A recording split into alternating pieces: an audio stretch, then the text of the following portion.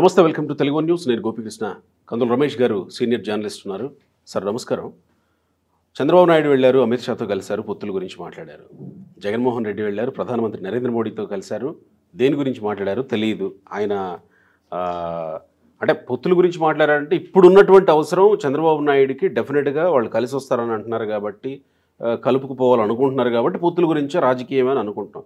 కానీ ప్రధానమంత్రిని కలిసినప్పుడు పొత్తుల గురించి మాట్లాడారా, లేకపోతే రాష్ట్రానికి రావాల్సిన వాటి గురించి మాట్లాడారా అనేది క్లారిటీ రావాల్సి ఉంది. కానీ జగన్మోహన్ రెడ్డి కూడా ఎన్డీఏలో జాయిన్ అవ్వడానికి ఒక ప్రపోజల్ తీసుకెళ్ళి ఉండవచ్చేమో అనే ఒక చర్చ ఆంధ్రప్రదేశ్ రాజకీయాల్లో ఉంది. కాబట్టి ఈరోజు అమిత్ షా ఆంధ్రప్రదేశ్ రాజకీయాలకు సంబంధించి పొత్తులు ఇంకా ఖరారు కాలేదు, తుది నిర్ణయం రావాల్సి ఉంది, కీలకమైన చర్చలు జరుగుతున్నాయి అని మాట్లాడారు.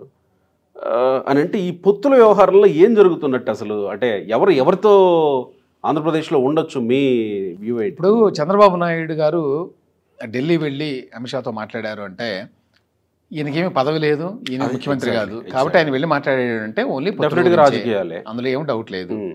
సెకండ్, జగన్మోహన్ రెడ్డి గారు వెళ్ళింది ప్రధానమంత్రిని కలిశారు, ముఖ్యమంత్రిగా ప్రధానమంత్రిని కలిశారు. అది గతంలోనే ఈయన అపాయింట్మెంట్ అడిగితే ఆ అపాయింట్మెంట్ ఇప్పుడు వచ్చింది, అందుకని వెళ్ళి కలిశారు. అక్కడ ఆయన పాలిటిక్స్ మాట్లాడడానికి అవకాశం లేదు, అందుకని అమిత్ షా గారి అపాయింట్మెంట్ కోసం ట్రై చేశారు, అది దొరకలేదు. ఆయన బిజీగా ఉన్నాడో ఏంటో తెలియదు, లేకపోతే ఇప్పుడు ఎందుకులే మాట్లాడడం ఈ సమయంలో అనుకొని ఉండొచ్చు. ఆల్రెడీ చంద్రబాబు వచ్చి మాట్లాడిపోయిన తర్వాత మళ్ళీ జగన్తో మాట్లాడితే. అయితే ఇక్కడ సమస్య ఏమిటంటే, విషయం ఏంటంటే జగన్మోహన్ రెడ్డి గారు బయటికి ఎన్ని బెంకంగా చెప్పినా సింహం సింగిల్గా వస్తుందని వాళ్ళ మద్దతుదారులు సానుభూతి పరులు ఎంత భయం చేసినా లోపల భయం ఉంది. 3 పార్టీలు కలిసి వెళితే ఏంటి మన పరిస్థితి రేపు అని. ఆ నేపథ్యంలో ఏంటంటే బీజేపీతో మాట్లాడి నేను మీకు గత 5 సంవత్సరాల నుంచి ఎప్పటికప్పుడు ఆదుకుంటున్నాను, ఏం చేయమంటే అది చేశాను కదా, పార్లమెంట్లో ఏ బిల్లు కావాలంటే ఆ బిల్లుకి మద్దతు ఇచ్చాను కాబట్టి నేను మీకు ఖచ్చితంగా నమ్మకమైన మిత్రుడిని, నమ్మిన బంటుని, లేకపోతే కాబట్టి మీరు ఎందుకు ఇప్పుడు వెళ్ళి అతనితో పెట్టుకుంటారు, మీ దోవన మీరు ఉండండి, లేకపోతే జనసేనతో పెట్టుకోండి, నేనున్నాను కదా మీకు, నాకు వచ్చిన ఎంపీలందరూ మీకు ఎలాగూ సపోర్ట్ కదా అని చెప్పడానికి ట్రై చేస్తాడు, అందులో ఏం సందేహం లేదు. అది కన్వే చేయడానికే బహుశా ఆయన ట్రై చేసి ఉంటాడు ఢిల్లీలో.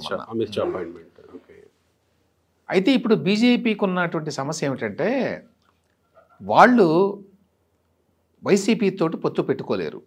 వాళ్ళకే సమస్య కాదు, అసలు ఫస్ట్ పాయింట్ వాళ్ళకు కూడా సమస్య, వాళ్ళకే కాదు వాళ్ళకు కూడా సమస్య. ఏంటంటే ఈయన అవినీతిపరుడని, ఈయన మీద ఇన్ని సిబిఐ కేసులని చెప్పి ఆయనతో పొత్తు పెట్టుకుంటే, అంటే ఎట్టి పరిస్థితుల్లో పెట్టుకోరని నేను చెప్పను, కానీ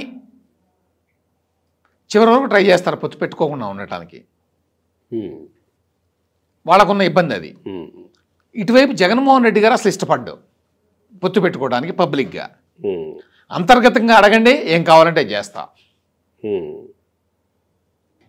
అంతేగాని బయటకు వచ్చి చేయమంటే కష్టం, బయటకు వచ్చి పొత్తు పెట్టుకోవాలంటే కష్టం.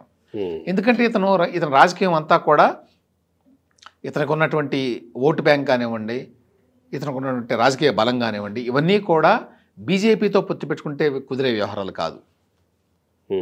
కాబట్టి పబ్లిక్గా బీజేపీతో పొత్తు పెట్టుకోవడానికి ఇష్టపడ్డాడు ఎట్టి పరిస్థితుల్లో. లోపాయకారి ఒప్పందమా రెడీ 100%, అది అతని సమస్య.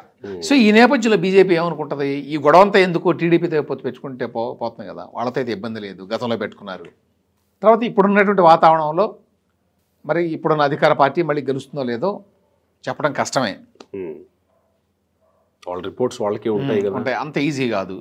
సో వీటన్నిటిని దృష్టిలో పెట్టుకొని వాళ్ళు ఇటువైపే మొగ్గు చూపారు అనుకుంటున్నా, టీడీపీతో పొత్తే మేలు మనకున్న పరిస్థితుల్లో అని. ఇంకో వైపు నుంచి ఏమైంది, రాష్ట్ర బీజేపీ నాయకులందరూ కూడా మనం ఏదో ఒక పొత్తుతో వెళ్ళకపోతే మన ప్రజెన్స్ ఉండదు రాష్ట్రంలో, మనం ఏదో రకంగా ప్రభావం చూపాలి అంటే ఏదో పార్టీతో పొత్తు పెట్టుకోవాలి. ఆబ్వియస్లీ అధికారంలో ఉన్న పార్టీతో పొత్తు పెట్టుకోలేరు, పెట్టుకుంటే వచ్చే 4 ఓట్లు కూడా రావు బీజేపీకి. అందువల్ల ఇప్పుడున్న పరిస్థితుల్లో తెలుగుదేశం పార్టీతో పొత్తు పెట్టుకోవటం మేలు అని రాష్ట్ర బీజేపీ నాయకులు అందరూ చెప్పారండి. అందరూ వ్యక్తిగతంగా కూడా లెటర్ రాసి ఇచ్చారు, మెజారిటీ ఇచ్చారు, అందరూ పంపించారు ఢిల్లీకి. మా అభిప్రాయం ఇది. అందులో తెలుగుదేశం అంటే ఇష్టపడేవాళ్ళు, ఇష్టపడిన వాళ్ళు ఇద్దరూ ఉన్నారు. అయినా కూడా ఇప్పుడున్న పరిస్థితుల దృష్ట్యా మనం టీడీపీతో పొత్తు పెట్టుకుని వెళ్ళడం అనేది మేలు అని అందరి అభిప్రాయం, మెజారిటీ.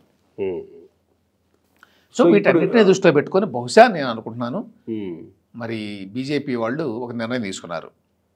అయితే పొత్తు ఇప్పుడే అయిపోలేదు, మొదటి విడత చర్చలు మాత్రమే జరిగినాయి.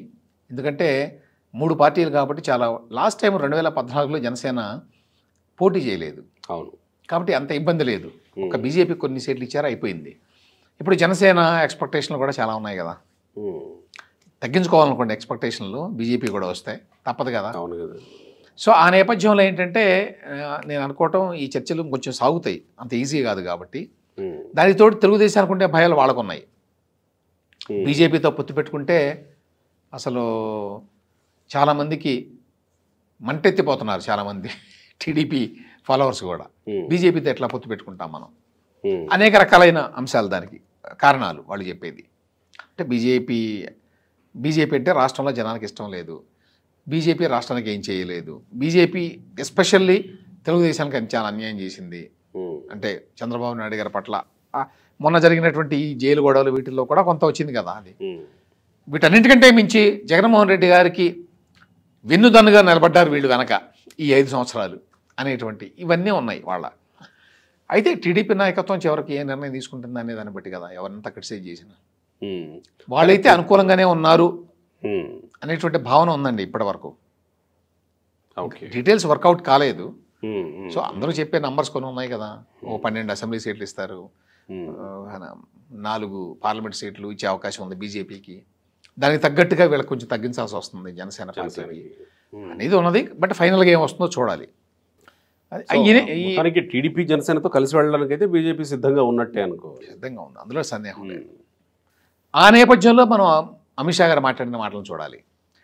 ఏంటంటే వాళ్ళు ఈసారి గట్టిగా దెబ్బ కొట్టాలి కాంగ్రెస్ పార్టీకి, ఇక లేకుండా చేయాలి రంగంలో. మూడోసారి గెలిస్తే అంతే కదా, అది కూడా ఎక్కువ మెజారిటీతో గెలవాలనేది వాళ్ళ కోరికండి. ఏ 400 రావాలని అని చెప్తున్నారు. 400 టార్గెట్ పెట్టుకున్నారు. సో ఆ టార్గెట్ పెట్టుకున్నప్పుడు అందరూ కలిసి వస్తేనే సాధ్యం కాబట్టి ఆ వ్యూహంలో భాగంగా ఇప్పటికే నితీష్ కుమార్ని లాగారు. చాలా చోట్ల ఇప్పుడు చరణ్ సింగ్ ఇచ్చారు కదా, వాళ్ళ మనవడు ఆ జయంత్ సింగ్, ఆయన ఆల్రెడీ మేము బీజేపీ వైపే మొగ్గు చూపుతాం అన్నట్టుగా చెప్పేశాడు. టీడీపీ కూడా వచ్చిందనుకోండి, దక్షిణాదిలో కొంత మేరకు గుడ్డులో మెల్లగా ఉంటుంది పరిస్థితి. దక్షిణాదిలో మొత్తం